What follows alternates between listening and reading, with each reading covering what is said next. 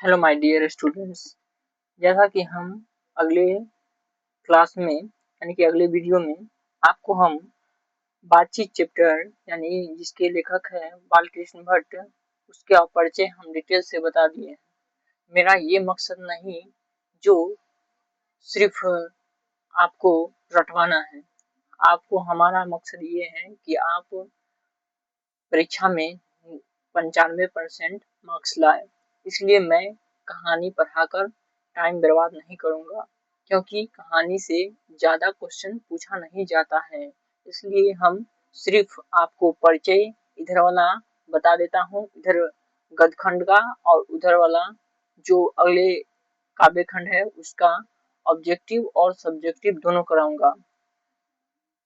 सिर्फ एक ये पढ़ो, इसका पढ़िए सब्जेक्टिव या उसका पढ़िए, बात बराबर है, क्योंकि दोनों में से सिर्फ पाँच पाँच सब्जेक्टिव को पूछा जाता है, ऑब्जेक्टिव भी उतना ही पूछा जाता है। लेकिन ऑब्जेक्टिव के लिए महत्वपूर्ण है ये गद्यखंड, क्योंकि इससे ज्यादा क्वेश्चन पूछा जाता है ऑब्जेक्टिव में, और काव्य खंड से थोड़ा कम पूछा जाता है।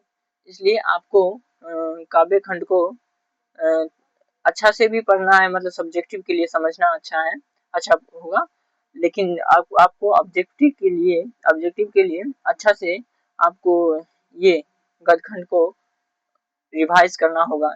इसलिए हम आपको सिर्फ परिचय करा देते हैं 13 चैप्टर का, और इम्पोर्टेंट बता देते हैं से कौन कौन इम्पोर्टेंट है बस, और काव्य खंड को डिटेल से पढ़ेंगे। चलिए आज के वीडियो में हम चंद्रधर शर्मा गुलेरी के बारे में हम पढ़ते हैं। आगे वीडियो के अंत में हम आपको रोड मैप बताएंगे 95% कैसे लाना है हिंदी में। चलिए आज शुरू करते हैं चैप्टर नंबर 2, चंद्रधर शर्मा गुलेरी। इनका जन्म हुआ था 7 जुलाई 1883 ईस्वी में। इनका निधन हुआ था 12 सितंबर 1922 ईस्वी में, और इनका जन्म स्थान हुआ था जयपुर राजस्थान। चंद्रधर शर्मा गुलेरी है, उसने कहा था एक कहानी है, उनके लेखक है चंद्रधर शर्मा गुलेरी, यानी कि चंद्रधर शर्मा गुलेरी द्वारा रचित एक कहानी है। इनका जन्म कब हुआ था, कहाँ हुआ था, यानी कि जन्म स्थान पूछ रहा है, जयपुर राजस्थान में हुआ था। मूल निवास कहाँ है इनका, यानी कि रहने का जगह, असली जगह हुआ गुलेर नामक ग्राम, जिला कांगड़ा, हिमाचल प्रदेश। पिता का नाम क्या है, पंडित शिवराम। शिक्षा कैसे शिक्षा अपना पूरा किए। बचपन में संस्कृत की शिक्षा 1899 में इलाहाबाद तथा कोलकाता विश्वविद्यालयों से क्रमशः एंट्रेंस तथा मैट्रिक किए, और 1901 में कोलकाता विश्वविद्यालय से इंटरमीडिएट कंप्लीट किए, और 1903 में इलाहाबाद विश्वविद्यालय में बीए कंप्लीट किए।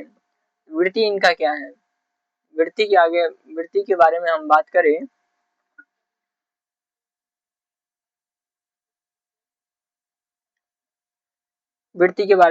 तो क्या हो जाएगा, देखिए 1904 में जयपुर दरबार की ओर से खेतरी के नाबालिग राजा जय सिंह के अभिभावक बनकर मेयो कॉलेज अजमेर में आए गए। पूछेगा खेतरी के नाबालिग राजा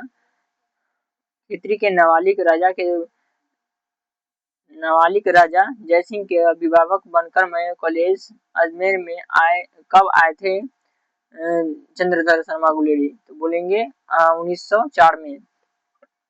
फिर क्या बोला, जयपुर भवन छात्रावास के अधीक्षक 1916 में संस्कृत विभाग के अध्यक्ष बने। 1916 में संस्कृत विभाग के अध्यक्ष बने चंद्रधर शर्मा गुलेरी। अंतिम दिनों में मदन मोहन मालवीय के नियंत्रण पर बनारस हिंदू विश्वविद्यालय में प्राचार्य विभाग के कार्यवाहक प्राचार्य तथा मनीन्द्र चंद्र नंदी पीठ के प्रोफेसर रहे। संपादन इनका क्या होगा? देखिए, समालोचक, काशी नागरी और प्राचार्य पत्रिका। इन्होंने 3 कहानी लिखे थे। पहला है समालोचक, काशी नागरी, प्राचार्य पत्रिका। रचनाएं क्या है? इनका रचनाएं 3 है। देखिए, सुखमय जीवन, बुद्ध का कांटा और उसने कहा था। ये तीनों अच्छा से याद कर लीजिएगा, इसमें से तीनों में से जरूर एक पूछ लेता है। सुखमय जीवन कब हुआ था, इसका डेट भी याद कर लीजिएगा, 1911। बुद्ध का कांटा 1911 और उसने कहा था 1915। और रचनाएं और भी है। प्रचार्य विधा है, यानी कि जो भी आगे को जो भी रचनाएं की उसके बारे में दिया हुआ है। प्रचार्य इतिहास, पुरातत्व, भाषा विज्ञान और सामाजिक विषयों पर निबंध लिखी है। कछुआ धर्म, ये इम्पोर्टेंट है। मारेसिस मोही कुठवा, पुरानी हिंदी भी है। भारतवर्ष, डिंगल, संस्कृत की टिप्पणी, देवाना प्रिय आदि में प्राकृतिक पद आदि टिप्पणियां भी प्रकाशित किए। अंग्रेजी में ए पोएम बाय फास, a commentary on Vatsyayan, Kamasutra, the literary criticism आदि निबंध ये लिखे। देश प्रेम को लेकर कुछ कविताएं भी लिखी। देखिए, चंद्रधर शर्मा गुलेरी की और भी इनका डिटेल दिया हुआ है नीचे में। चंद्रधर शर्मा गुलेरी 20वीं सदी के प्रथम चरण में हिंदी गद्य साहित्य के एक प्रमुख लेखक थे। कौन सदी पूछेगा, कौन से सदी के चंद्रधर शर्मा साहित्य एक प्रमुख लेखक थे, तो 20वीं सदी के थे। वह अपने समय में हिंदी, संस्कृत, अंग्रेजी आदि भाषाओं के प्रकांड विद्वान थे। प्राकृतिक अपभ्रंश आदि भाषाओं में भी उनकी गहरी गति थी। पुरातत्व, इतिहास, भाषा शास्त्र आदि विषयों का उनका ज्ञान अपने समय में अद्यतन और तलस्पर्शी माना जाता था। साहित्य के अतिरिक्त अपनी अभिरुचि के अन्य विषयों पर उन्होंने हिंदी में निबंध, लेख, टिप्पणियां बराबर लिखी। वे द्विवेदी युग के एक प्रमुख निबंधकार और बहुमानवीय विद्वान थे। गूढ़ और विध्वंसक, परिहास तथा व्यंग से परिपूर्ण अपनी कलात्मक भाषा शैली को देखते हुए वे अपने समय से बहुत आगे दिखाई पड़ते हैं। वस्तुतः वे अपने युग के अत्यंत प्रतिभाशाली और समर्थक लेखक थे। गुलेरी जी ने कुल 3 कहानियां लिखी थी। ये इम्पोर्टेंट है, आपको पूछेगा गुलेरी जी ने कुल कितनी कहानियां लिखी थी, तो 3 लिखे थे। उन्हीं के बल पर कहानीकार के रूप में हिंदी में अमर हो गए। उनकी कहानियां विषय वस्तु, भाषा शैली और शिल्प के कारण अपने समय से बहुत आगे की रचनाएं प्रतीत होती हैं।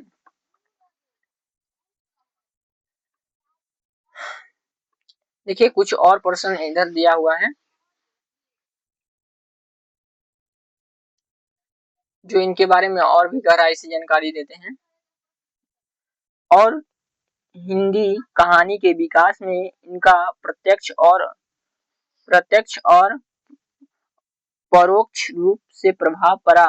संस्कृत का इतना बड़ा पंडित और शास्त्र निष्णात, गंभीर प्रकृति का विद्वान, ऐसी सर्जनात्मक भाषा शैली में कल्पना और यथार्थ के ऐसे संतुलित संधान के साथ आधुनिक कथ्यों वाली ये कहानियां लिख सका। यह सचमुच चमत्कृत कर देने वाली, आश्चर्य से भर देने वाली रचनात्मक घटना है। ये कहानी अपनी भाषा शैली और शिल्प को लेकर आज भी उतनी ही तरोताजा और रचनात्मक कौतुक सरीखी प्रतीत होती है। कौतुक का अभिप्राय कतई यह नहीं कि इतनी विषय वस्तु या कथ्य कम महत्वपूर्ण अथवा अगंभीर है। सच्चाई इसके विपरीत है। इसकी विषय वस्तु और कथ्य अधिक गंभीर, महत्वपूर्ण तथा समय से आगे के हैं। यह वस्तु कहानी यहाँ प्रस्तुत कहानी उसने कहा था उनकी अमर रचना है। यह हिंदी कहानी के विकास में मील का पत्थर मानी जाती है। ये क्वेश्चन पूछा जाता है। यह कहानी जो उसने कहा था कहानी मील का पत्थर माना जाता है। ये पूछेगा क्वेश्चन क्या माना जाता है, तो मील के पत्थर माना जाता है। यह एक कालजयी रचना है। प्रसिद्ध फिल्मकार बिमल राय ने इस कहानी पर फिल्म भी बनाई थी। पूछेगा प्रसिद्ध फिल्मकार किसने कहा फिल्म भी बनाई थी, तो बिमल राय ने बनाई थी। और इसके अनेक नाट्य रूपांतरण हो चुके हैं। शुद्ध प्रेम की आध्यात्मिक अनुभूति और उसकी स्वाभाविक उत्सर्गम्य अभिव्यक्ति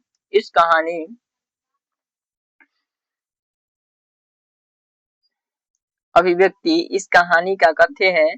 कहानी अमृतसर के भीड़ भरे बाजार में शुरू होती है। यहाँ कुछ सारांश दिया हुआ है कहानी का। कहानी अमृतसर के भीड़ भरे बाजार में शुरू होती है, जहाँ 12 वर्ष का लड़का लहना सिंह 8 वर्ष की एक लड़की को टांगे के नीचे आने से बचाता है। लड़का लड़की को यह पूछते हुए छेड़ता है, तेरी कुर्माई यानी मंगनी हो गई है। लड़की धत कहकर भाग जाती है। एक दिन वह धत कहकर भागने की बजाय कहती है, हाँ कल हो गई। देखते नहीं यह रेशम के फूलों वाली सालू यानी कि दुपट्टा। लहना सिंह हतप्रभ रह जाता है, यानी कि दंग रह जाता है, यानी कि गुस्सा आ जाता है। इसके बाद लहना सिंह से भेंट प्रथम विश्व युद्ध के मोर्चे पर होती है, यानी कि जब युद्ध लड़ने जाता है वहां पर भेंट होता है।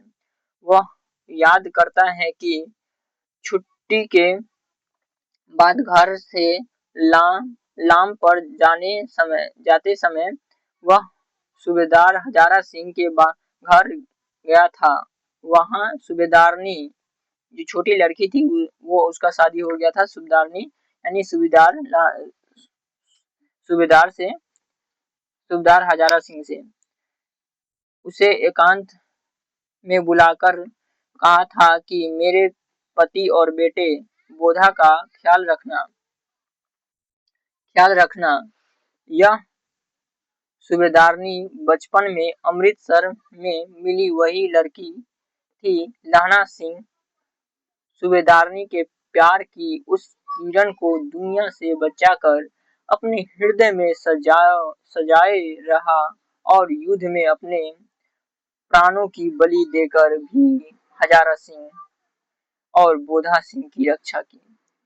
कहानी की घटनाओं में स्वाभाविक नाटकीयता जो मन पर अपने उत्कर्ष की ओर संचरण करती हुई गतिशीलता के कारण जबरदस्त असर डालती है।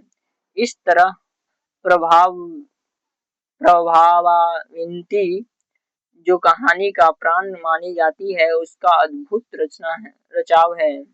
वातावरण की दृष्टि वातावरण की सृष्टि करने में लेखक को अपूर्ण सफलता प्राप्त हुई। प्रारंभ से ही एक कुतू कुतूहल पाठक को अपने प्रभाव में बांध लेता है और कहानी को उत्कर्ष बिंदु पर पहुंचाकर ही विराम लेता है, किंतु तब कहानी का प्रभाव मन में जू गूंजता रह जाता है। यह कहानी बहुत ही इंटरेस्टिंग है। आपको हम आज के क्लास में हम इनका सारा परिचय बता दिए हैं। इम्पोर्टेंट क्वेश्चन भी जो मैं टिक लगा दिया हूँ उसी से पूछा जाएगा। देखिए एक बार पूरा दिखा देता हूँ आपको, ये सब रिवाइज कर लीजिएगा।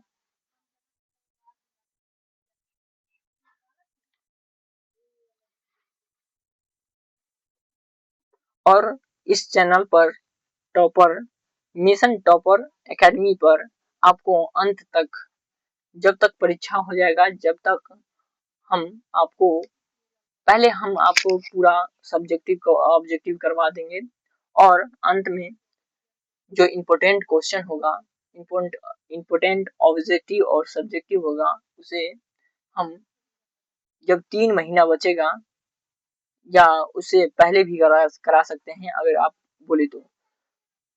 क्वेश्चन बैंक के साथ ऑब्जेक्टिव सब्जेक्टिव सब करा देंगे। जितना हम पढ़ाएंगे एक भी क्वेश्चन नहीं छूटेगा। अगर छूटेगा तो हमारा चैनल को अनसब्सक्राइब कर दीजिएगा। देखिएगा एक भी क्वेश्चन नहीं छूटने देंगे हम, ये मेरा वादा है। यह दुनिया विश्वास पर चलती है, अगर विश्वास नहीं है तो कुछ भी नहीं।